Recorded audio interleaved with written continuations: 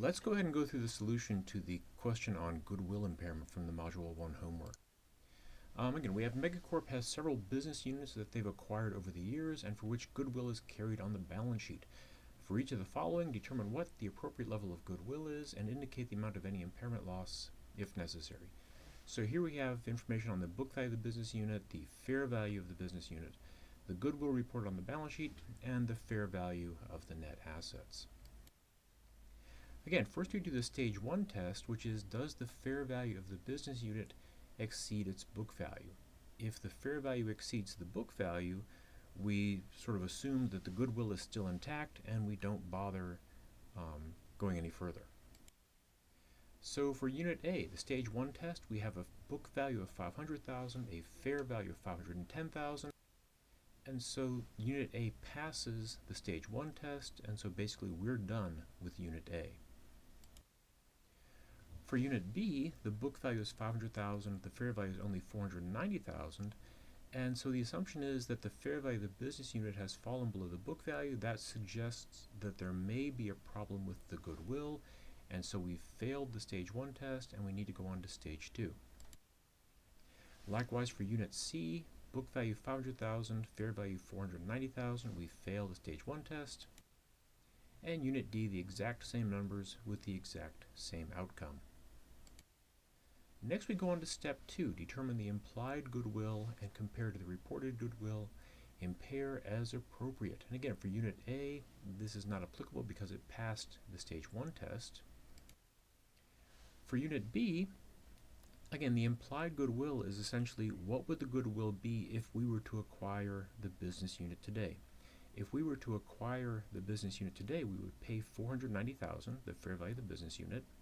The fair value of the net assets is $480,000, and so there would apparently be $10,000 of goodwill. We compare that to the goodwill on the balance sheet and we say, look, we're reporting $50,000 of goodwill. There's only $10,000 there apparently, so we need to go ahead and write off $40,000 of that goodwill. Okay, similarly for Unit C, if we were to go out and buy Unit C, we would pay $490,000.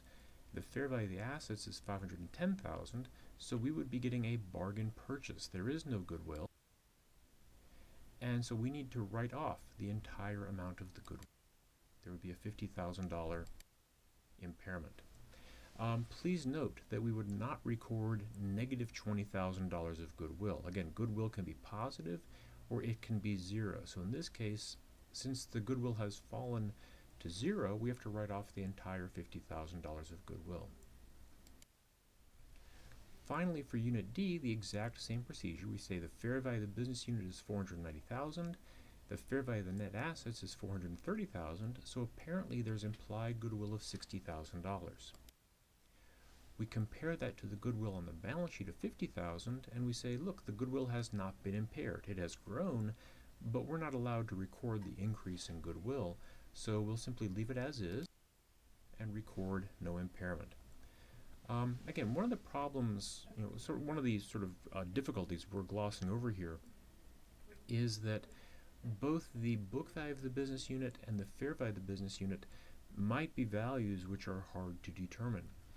If the business unit had been acquired in a merger, then it may be that all of the assets and liabilities have sort of been absorbed into the operating activities of the parent of the acquiring company, and so the business unit might have lost much of its individual identifiable assets and liabilities. Similarly, if the business unit was acquired in a merger, or if it's a wholly owned subsidiary where the stock is no longer publicly traded, it may be difficult to determine the fair value of the business unit. We may need to get a consultant to come in and do a discounted cash flow analysis or something like that. But again, for our purposes, we're going to take the book value of the business unit and the fair value of the business unit as known numbers and simply leave that sort of confounding issue to somebody else.